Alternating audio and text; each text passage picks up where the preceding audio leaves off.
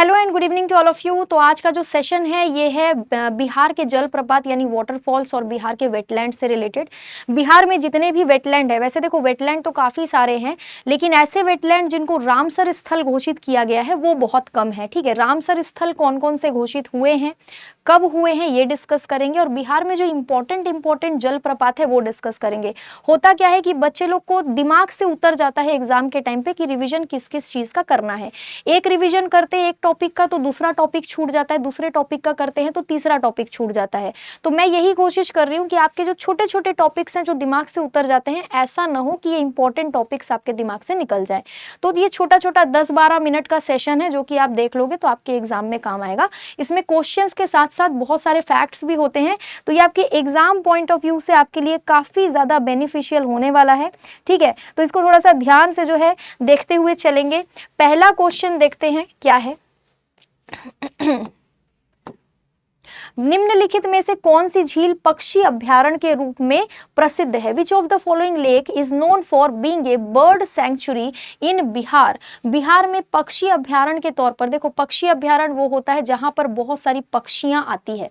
ये प्रवासी पक्षी भी हो सकती हैं, ये भारत की पक्षियां भी हो सकती है। प्रवासी पक्षी का मतलब है जो दूसरी जगह से भारत में आती हैं, और भारत की पक्षियां मतलब जो इंडिया में है। तो कंवर लेक झील के आसपास आप बहुत सारी पक्षियों को देखते होंगे। कंवर लेक जो है वो बिहार में एक पक्षी अभ्यारण्य है, ये भी आपको ध्यान रखना पड़ेगा। ऑप्शन नंबर बी इसका आंसर होगा, कंवर लेक। ठीक है, Kanwar lake bird sanctuary. Next देखो, नेक्स्ट है Nagi and Nakti are the names of what in the sanctuary? Nagi और नकती जो है अभ्यारण्य में है ना, नागी नकती जो है वेटलैंड भी है, बर्ड सेंचुरी भी है, लेकिन पक्षी अभ्यारण्य भी है। नागी नकती जमुई में आपको मिलेगा और ये वेटलैंड भी है। लेकिन ये है क्या चीज? ये जो नाम पड़ा है Nagi Nakti wildlife bird sanctuary या नागी नकती वेटलैंड, ये नागी नकती किसके नाम है? वेटलैंड या फिर बर्ड सेंचुरी होने से पहले इसका ये किसका नाम है? ऑप्शन नंबर सी होगा, ये झीलें हैं, झीलें या फिर जलाशय। ठीक है, ये झीलें या फिर जलाशय है, बिहार के जमुई में स्थित है ना, जमुई में स्थित है, जिसको हम लोग बर्ड सेंचुरी भी मानते हैं। ये पक्षी अभ्यारण्य भी है यानी बर्ड सेंचुरी भी है, और ये बिहार में वेटलैंड भी है। और ये कोई मामूली वेटलैंड नहीं है। वेटलैंड यानी कि आर्द्र भूमि, ये कोई मामूली वेटलैंड नहीं है। ये ऐसे वेटलैंड है जिनको रामसर स्थल घोषित किया गया है। ये रामसर स्थल हैं। ठीक है, ये कोई मामूली वेटलैंड नहीं है, ये रामसर स्थल है बिहार में। ठीक है, नागी नकती बर्ड सैंक्चुरी जो है ये रामसर स्थल है, ये वेटलैंड्स। हर वेटलैंड रामसर स्थल नहीं होता, लेकिन हर रामसर स्थल वेटलैंड होता है। इसका मतलब ये है आपको भारत में जितने भी आर्द्र भूमियां दिख रही हैं, हर आर्द्र भूमि को रामसर स्थल घोषित नहीं किया जाता। सिर्फ ऐसी आर्द्र भूमियां यानी ऐसे वेटलैंड्स जिनको संरक्षण की बहुत ज्यादा जरूरत है, उन्हीं को क्या कहते हैं, रामसर स्थल घोषित किया जाता है। बिहार में आपको कई रामसर स्थल मिलेंगे, नागी नकती तो है ही, और तीसरा वाला कौन सा है ये मुझे आप कमेंट बॉक्स में बताएंगे। तो नागी और नकती जो है वो लेक्स एंड रिजर्वोयर्स हैं। नेक्स्ट देखो, इनमें से कौन सी झील भगवान बुद्ध से जुड़ी हुई है और एक लोकप्रिय इको पर्यटन स्थल है? घोरा कटोरा, इंद्रपुरी, अनुपम या फिर फुलवरिया लेक? गौतम बुद्ध से रिलेटेड झील जो है इनमें से कौन सी है बिहार में, जो कि एक इको पर्यटन स्थल भी है, यहाँ पर लोग घूमने भी जाते हैं, काफी पॉपुलर जगह है ये। इंद्रपुरी, अनुपम लेक या फिर फुलवरिया लेक इसका आंसर नहीं होगा। इसका आंसर होगा ऑप्शन नंबर ए, घोरा कटोरा लेक। ठीक है, घोरा कटोरा लेक इसका आंसर हो जाएगा। हमें अच्छे से पता है कि बिहार में बुद्धिज्म का प्रचार प्रसार बहुत ज्यादा हुआ था। गौतम बुद्ध खुद भी काफी समय तक बिहार में आए थे। ठीक है ना, काफी समय तक उन्होंने बिहार में भी टाइम बिताया था, तो ये थोड़ा सा ध्यान रखना है।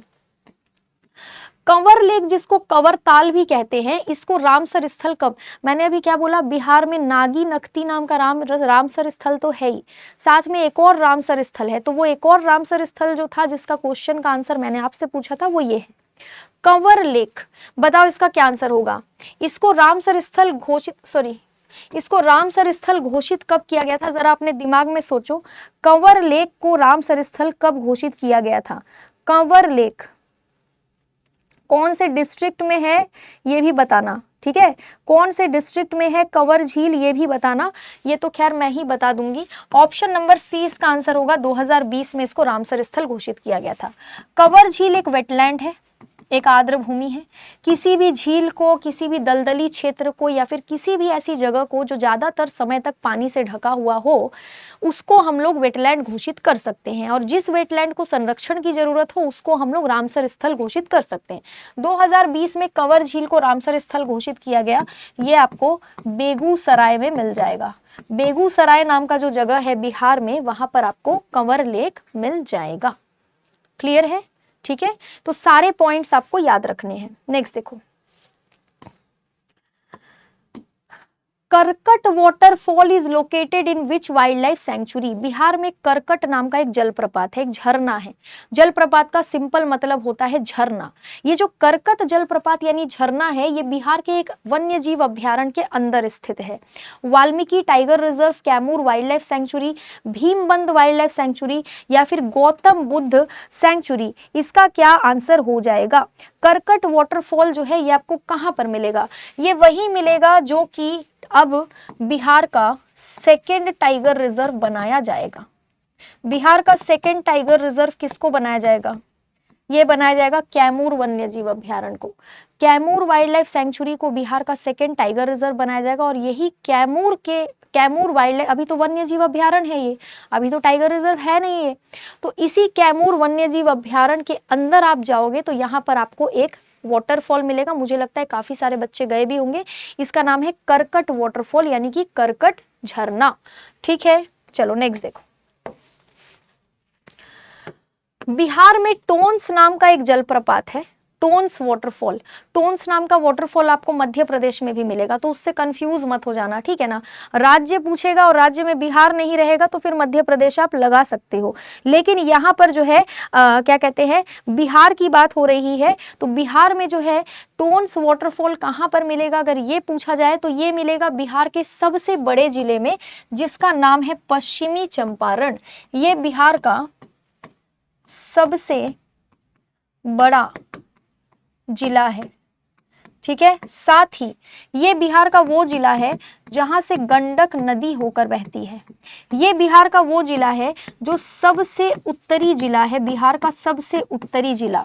ये बिहार का वो जिला है जहां पर पीडमंट नाम की मिट्टी पाई जाती है, यानी पीडमंट सॉइल। ये बिहार का वो जिला है जहां पर सोमेश्वर श्रेणी पाई जाती है। सोमेश्वर श्रेणी, ये बिहार का वो जिला है जहां पर आपको वाल्मीकि नाम का बिहार का एकमात्र टाइगर रिजर्व मिलेगा, एकमात्र टाइगर रिजर्व। और ये बिहार का वो जिला है जिसकी सीमा नेपाल के साथ साथ उत्तर प्रदेश से भी लगती है, ठीक है। ये सारे के सारे फैक्ट्स आपको पश्चिमी चंपारण के बारे में पता होने चाहिए।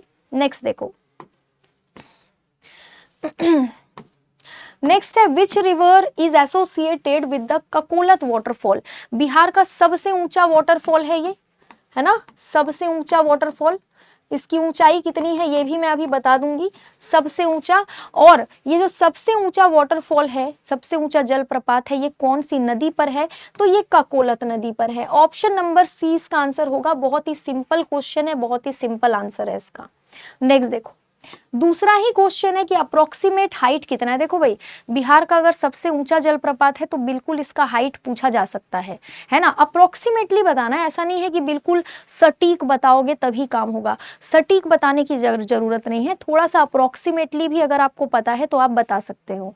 50 फीट, 160 फीट, 200 फीट या 100 फीट, तो अप्रोक्सीमेटली 160 फीट इसकी हाइट है, अप्रोक्सीमेटली, अप्रोक्स, ठीक है। ये पूरा एकदम 160 फीट नहीं है, अप्रोक्स आप 160 फीट इसको लगा सकते हो, ठीक है। ककोलत वाटरफॉल। नेक्स्ट देखो,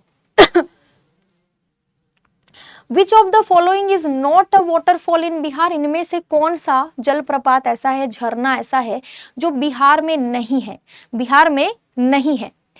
तेलहर कुंड नहीं होगा, तुतला भवानी नहीं होगा, धुआं कुंड नहीं होगा, केम्प्टी फॉल होगा। केम्प्टी फॉल आपको बिहार में नहीं मिलेगा। केम्प्टी फॉल नाम का जो झरना है ये आपको बिहार में नहीं। ऐसे क्वेश्चन भी आते हैं और ऐसे क्वेश्चन का आंसर आप तभी लगा सकते हो जब आपको ये पता हो कि इनमें से कौन सा झरना बिहार में है, तभी आप बता पाओगे कि कौन सा नहीं है। ठीक है। Which of the following is the highest waterfall in Bihar? जो अभी मैंने आपको एक क्वेश्चन पहले फैक्ट बताया कि बिहार का सबसे ऊंचा वाटरफॉल कौन सा है, जिसकी हाइट अप्रोक्सीमेटली 160 फीट है, अप्रोक्सीमेटली 160 फीट जिसकी हाइट है, वो वाला वाटरफॉल बिहार में कौन सा है? अभी मैंने बताया था option number A, Kakolat waterfall जो है। मुझे ये बताना कौन से जिले में पड़ेगा ककोलत वाटरफॉल, ठीक है, समझ गए। बिहार में कौन सी झील है जो कृत्रिम है, यानी कि इंसानों द्वारा बनाई गई है और इंद्रपुरी बैराज प्रणाली के हिस्से के रूप में बनाई गई है? बिहार में जो इंद्रपुरी बैराज है इसके हिस्से के रूप में इनमें से कौन सी झील बनाई गई है? तो इसका आंसर होगा option number A, Indrapuri lake. ठीक है, इंद्रपुरी लेक इसका आंसर हो जाएगा, है ना। चलो नेक्स्ट देखो बाकी सारे क्वेश्चन हमने शायद कर लिए हैं, एक क्वेश्चन बचा है। बिहार की कौन सी झील एशिया की सबसे बड़ी ऑक्सबो झील है? ऑक्सबो झील, इनमें से कौन सी झील है जो बिहार की सबसे बड़ी और एशिया की सबसे बड़ी ऑक्सबो लेक है, ये पूछा जाएगा। तो इसका आंसर है ऑप्शन नंबर बी, कवरताल। ये मैंने इसीलिए बताया है क्योंकि ये वेटलैंड भी है, ठीक है, और वेटलैंड से रिलेटेड और जलप्रपातों से रिलेटेड कुछ क्वेश्चन हमने कर लिए हैं। कोशिश करूंगी कि सेकंड पार्ट भी इसका मैं लेकर आऊं, है ना। अच्छा, तो अब हम फटाफट से बात कर लेते हैं आपके एग्जाम की। तो देखो अब आपका एग्जाम आने ही वाला है, आप लोग थ्योरी का रिवीजन भी कर रहे होंगे। तो थ्योरी का रिवीजन अगर आप लोग कर रहे हो तो सबसे बेस्ट बैच आप लोगों के लिए जो है, जो फ्री करके रखा गया है, वो है ब्रह्मास्त्र बैच। इस बैच को लेकर के आप फ्री में तैयारी कर सकते हो। तैयारी क्या मतलब, अब तो रिवीजन ही कर रहे होगे, तो किताब खोल के रिवीजन करने से अच्छा है कि कान में ईयरफोन लगा के आप सुनते जाओ, तो उससे आपका रिवीजन भी हो जाएगा। बाकी मुझे कमेंट बॉक्स में बताना कि अगला सेशन आप कौन से टॉपिक पर चाहते हैं। आज के लिए इतना ही, थैंक यू सो मच।